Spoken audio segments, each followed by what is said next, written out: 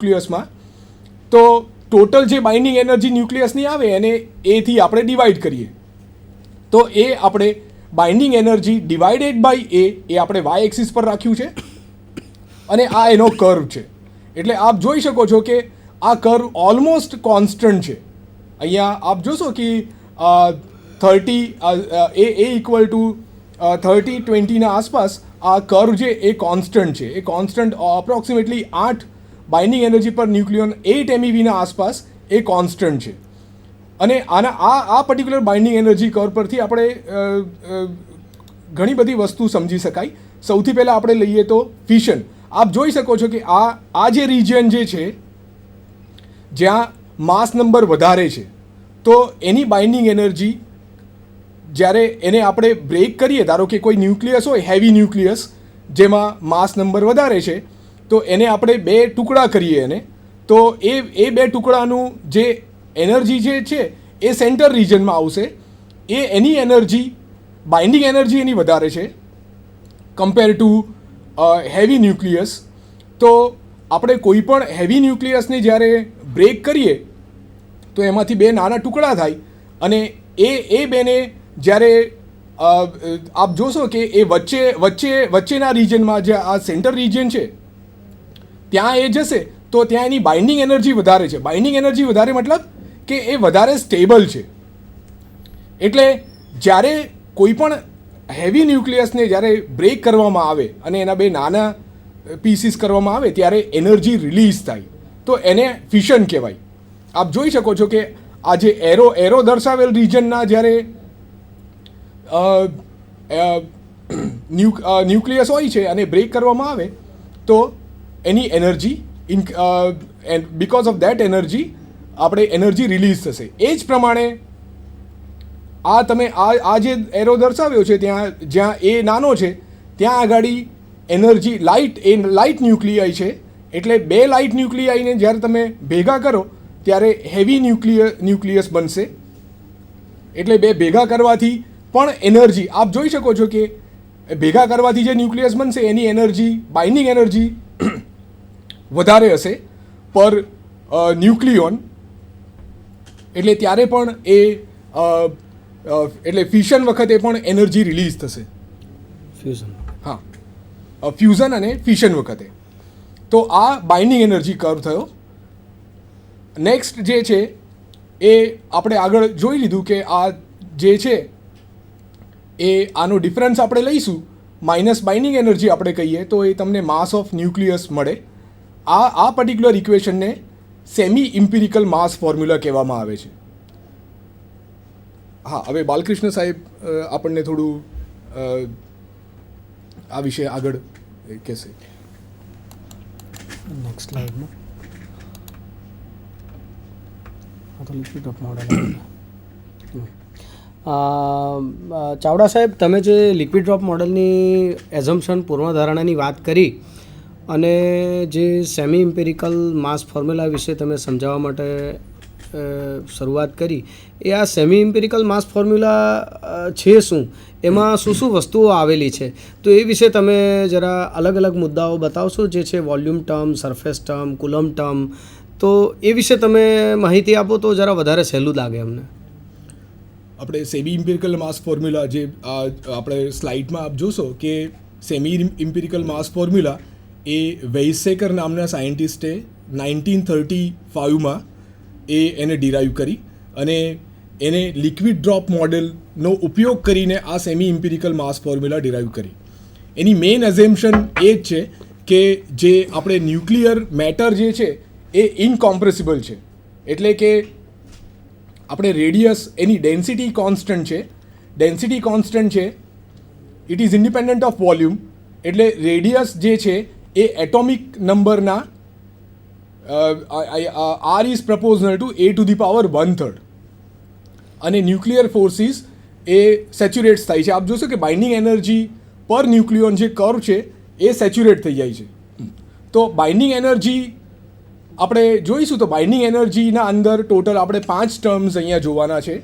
એમાં પહેલી ટર્મ છે એ વોલ્યુમ ટર્મ, બીજી એ સરફેસ ટર્મ છે, ત્રીજી એ કુલમ ટર્મ, ચોથી એસિમેટ્રી ટર્મ અને પાંચમી જે છે એ પેરિંગ ટર્મ. ક્લિક કરો. હવે વોલ્યુમ ટર્મ આપણે લઈએ તો આપણે જોયું કે ડેન્સિટી ન્યુક્લિયસ માટે જે છે એ કોન્સ્ટન્ટ છે. એટલે ડેન્સિટી કોન્સ્ટન્ટ છે એટલે વોલ્યુમ જે બાઇન્ડિંગ એનર્જી જે છે it is proportional to volume. અને એટલે વોલ્યુમ આપણને ખબર છે volume is 4/3 pi R cube. કોઈ આર રેડિયસનું સ્ફિયર હોય તો એનું વોલ્યુમ થાય 4/3 પાઈ આર ક્યુબ. એટલે આ વોલ્યુમ બાઇન્ડિંગ એનર્જી જે છે જે વોલ્યુમ ટર્મની બાઇન્ડિંગ એનર્જી છે it is proportional to R cube. અને આર જે છે ન્યુક્લિયર રેડિયસ એના માટે R equal to R0 into A⁻⁻⁰ એટલે આર ક્યુબ છે એટલે it is proportional to A. So that's why binding energy per A is constant. Binding energy per nucleon જે term છે એ કોન્સ્ટન્ટ હશે. એટલે number of neighbours of each nucleon is independent of overall size of nucleus. એટલે આ દરેકે દરેક nucleus માટે BV/A કોન્સ્ટન્ટ છે. અને આપ જોઈ શકો છો અહીંયા ગ્રાફ ઉપર, ગ્રાફમાં વાય એક્સિસ પર બાઇન્ડિંગ એનર્જી પર ન્યુક્લિયોન છે અને એક્સ એક્સિસ ઉપર આપ જોશો કે એ એટોમિક નંબર છે અને આ જે ટર્મ જે છે એ કોન્સ્ટન્ટ છે અહીંયા આગળ. તો this is volume energy. So volume energy is constant. અને આપણે જોયું બાઇન્ડિંગ એનર્જી કર્વ એ કોન્સ્ટન્ટ નથી પણ એ શરૂઆતમાં ઇન્ક્રીઝ થાય છે અને પછી એક પર્ટિક્યુલર જગ્યા પર જઈને એ સેચ્યુરેટ થાય છે. એટલે એકલી બાઇન્ડિંગ એનર્જીના અંદર આપણે બીજા કરેક્શન્સ એડ કરવા પડે. હવે સેકન્ડ ટર્મ આપણે જોઈશું તો એ સરફેસ ટર્મ છે. નાઉ what is surface term? Basically surface term સમજવા માટે આપણે એ પહેલાં આ એક ફિગર છે એનો ઉપયોગ કરીશું. આ ફિગરના અંદર આપ જોઈ શકો છો કે આ ન્યુક્લિયસની કલ્પના કરો કે એના અંદર આ ન્યુટ્રોન અને પ્રોટોન છે. એટલે આપણે ન્યુક્લિયોન્સ જ કહીશું. હમણાં આપણે ડિફરન્શિએટ નથી કરતા પ્રોટોન અને ન્યુટ્રોન વચ્ચે. તો આ સેન્ટરમાં એક ન્યુક્લિયોન છે અને એના આસપાસ બીજા 6 ન્યુક્લિયોન છે. એટલે આ લાઇટ ન્યુક્લિયાઈ થયું. તો લાઇટ ન્યુક્લિયાઈમાં સરફેસ ઉપર ટોટલ સરફેસ ન્યુક્લિયોન્સ કેટલા છે અને ટોટલ ન્યુક્લિયોન્સ કેટલા છે તો એ આપ જોશો તો અહીંયા 6/7 એટલે ઓલમોસ્ટ 85% જે ન્યુક્લિયોન્સ જે છે એ સરફેસ ઉપર છે લાઇટ ન્યુક્લિયાઈમાં. એ જ પ્રમાણે હવે હેવી ન્યુક્લિયસ આપણે લઈએ. હેવી ન્યુક્લિયસ એટલે કે જેમાં ન્યુટ્રોન અને પ્રોટોન વધારે સંખ્યામાં હોય. તો હેવી ન્યુક્લિયસમાં જોઈશું તો આપણે આ જે બ્રાઉન કલરના જે ન્યુક્લિયોન્સ જે છે એ સરફેસ ઉપર છે અને ટોટલ ન્યુક્લિયોન્સ અહીંયા આપ જોશો તો 19 છે અને સરફેસ ઉપર 12 છે. એટલે આપણે ફ્રેક્શન કાઢીએ. ફ્રેક્શન એટલે કેટલા ફ્રેક્શન ન્યુક્લિયોન્સ એ સરફેસ ઉપર છે. તો એ હેવી ન્યુક્લિયસમાં ઓલમોસ્ટ 60% જે ન્યુક્લિયોન્સ જે છે એ સરફેસ ઉપર છે. હવે આપણે આગળની સ્લાઇડ જોઈએ અહીંયા કે હવે આપણે સરફેસ એનર્જી સમજવાનો પ્રયત્ન કરીએ. તો આપણે જોયું કે આ જે સરફેસ ટર્મ છે એ લાઇટ ન્યુક્લિયસ માટે વધારે અગત્યની છે કારણ કે ત્યાં વધારે ન્યુક્લિયોન સરફેસ ઉપર છે. જ્યારે હેવી ન્યુક્લિયસ આપણે લેશો તમે તો હેવી ન્યુક્લિયસના અંદર એ ફ્રેક્શન ઓછું છે. એટલે આ ટર્મ જે છે સરફેસ એનર્જી ટર્મ એ લાઇટ ન્યુક્લિયાઈ માટે અગત્યની છે. અને આપણને આપણું જે મોડેલ છે એમાં આપણે સ્ફિયર કન્સિડર કર્યું છે ન્યુક્લિયસને.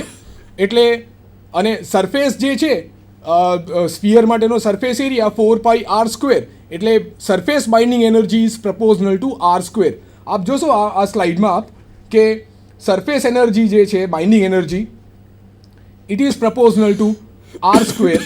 અને પછી બાઇન્ડિંગ એનર્જી પર ન્યુક્લિયોન આપણે લઈશું તો it is proportional two 1/A⁻⁻⁰.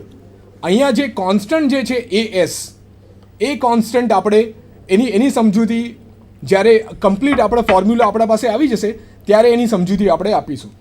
એટલે હવે આ બાઇન્ડિંગ એનર્જી જે છે એની સાઇન પણ આપ જોશો કે નેગેટિવ છે. નેગેટિવ એટલા માટે છે કારણ કે સરફેસ ટર્મ જે છે સરફેસ ટર્મના લીધે જે ટોટલ બાઇન્ડિંગ એનર્જી એ રિડ્યુસ થાય છે. એટલે કે ન્યુક્લિયસને ડિસ્ટેબિલાઇઝ કરે છે. સરફેસ એનર્જી નેગેટિવ છે, એનો મતલબ કે એ ટર્મના લીધે એનર્જી જે છે એ ડિસ્ટેબિલાઇઝ થાય છે. નેક્સ્ટ ટર્મ આપણે જોઈશું તો it is called coulomb term. હવે આપણે ન્યુક્લિયસના અંદરના પ્રોટોન્સ વિશે આપણે પ્રોટોન્સના ઉપર કોન્સન્ટ્રેટ કરીશું કે ન્યુક્લિયસ જે છે એના અંદર પ્રોટોન્સ પણ છે અને ન્યુટ્રોન્સ પણ છે. અને આપણને ખબર છે કે ન્યુટ્રોન્સ જે છે એના પર ચાર્જ નથી અને પ્રોટોન્સ જે છે એ પ્રોટોન્સના ઉપર પોઝિટિવ ચાર્જ છે. એટલે જ્યારે ન્યુક્લિયસની આપણે વાત કરીએ, ન્યુક્લિયસની સાઇઝ આપણે જોઈ કે 10⁻⁻15 મીટર જેટલી છે. એટલે જે પ્રોટોન્સ બધા છે એ એકબીજાના પાસે પાસે હશે અને એમના વચ્ચે કુલમ રિપલ્ઝન હશે. એટલે એ કુલમ રિપલ્ઝન જે છે એટલે અપાકર્ષણના લીધે ન્યુક્લિયસ જે છે એ ડિસ્ટેબિલાઇઝ થશે. તો એ જે એનર્જી છે જે એના લીધે જે એનર્જી ઇન્વોલ્વ થશે આપણા લિક્વિડ ડ્રોપ મોડલના સેમી ઇમ્પિરિકલ માસ ફોર્મ્યુલામાં, તો એ એનર્જીને આપણે કુલમ એનર્જી કહીએ છીએ. અને આપણે જે સ્લાઇડમાં આપણે જોશું કે જે કુલમ ટર્મ જે છે એ અહીંયા આપ જોઈ શકો છો કે ઇટ ઇઝ -AC. આ પેરામીટર છે z-1 divided by a⁻⁻1/3. Charge density આપણે લઈએ તો charge density is proportional two z/r³. અને આ પોટેન્શિયલ એનર્જી આપણે લઈએ તો potential energy is proportional two z²/r. અને પોટેન્શિયલ એનર્જી એકચ્યુઅલી આપણે લઈએ તો z² જગ્યા પર z² થોડી ઓછી હોય છે. એના માટે આપણે z ઇન્ટુ z-1 લીધું, એટલે કે z² - z થયું ડિવાઇડેડ બાય r. એટલે binding energy per ન્યુક્લિયોન coulomb interaction ખાલી આપણે કન્સિડર કરીએ તો એની જે ટર્મ છે એ નેગેટિવ આવે છે. આપ જોશો કે આ નેગેટિવ ટર્મ છે. એટલે કુલમ ઇન્ટરેક્શન પણ જે છે એ કુલમ ઇન્ટરેક્શન એ ન્યુક્લિયસને ડિસ્ટેબિલાઇઝ કરે છે. હવે પછીના નેક્સ્ટ સ્લાઇડમાં આપ જોશો કે આ વોલ્યુમ એનર્જીના લીધે આ કોન્સ્ટન્ટ ટર્મ છે, ત્યાર પછી આ સરફેસ એનર્જી આવી અને કુલમ એનર્જી એટલે બાઇન્ડિંગ એનર્જી હજી રિડ્યુસ થઈ. બાઇન્ડિંગ એનર્જી રિડ્યુસ થઈ મીન્સ બાઇન્ડિંગ એનર્જી પર ન્યુક્લિયોન એ ડિક્રીઝ થઈ. એનો મતલબ કે ન્યુક્લિયસ જે સરફેસ ટર્મ અને કુલમ ટર્મ છે એ બે ટર્મ એવી છે કે જે ન્યુક્લિયસને ડિસ્ટેબિલાઇઝ કરે, એટલે કે એની બાઇન્ડિંગ એનર્જી પર ન્યુક્લિયોન જે છે એ ઓછી કરે છે. હવે આ નેક્સ્ટ જે છે એ એક્ઝામ્પલ લીધું છે કે યુરેનિયમ ન્યુક્લિયસ આપણે લઈએ, યુરેનિયમ-238 જે યુરેનિયમનું એક આઇસોટોપ છે અને એનો Z જે છે એ 92 છે. એ એટોમિક માસ નંબર જે છે એ 238 છે. તો ધારો કે આપણે એવી કલ્પના કરીએ કે આને આપણે આ જે ન્યુક્લિયસ છે એના 2 ટુકડા કરવામાં આવે, એકદમ સરખા ટુકડા, એટલે એને ફિશન કહેવાય. તો એનાથી આ 2 આપણને ન્યુક્લિયસ મળશે.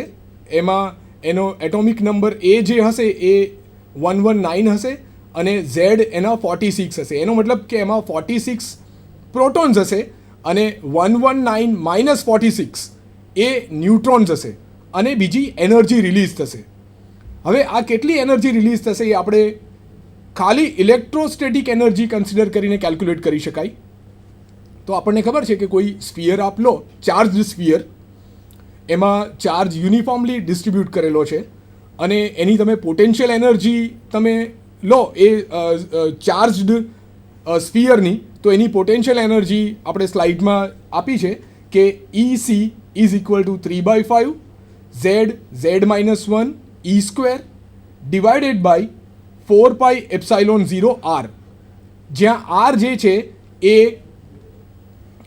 જે ન્યુક્લિયસ લીધું છે એની રેડિયસ છે અને નીચે આ ઇક્વેશન જે છે એમાં r0 જે છે r0 ઇઝ 1.3 ફર્મી અને 1 ફર્મી ઇઝ 10⁻⁻15 મીટર.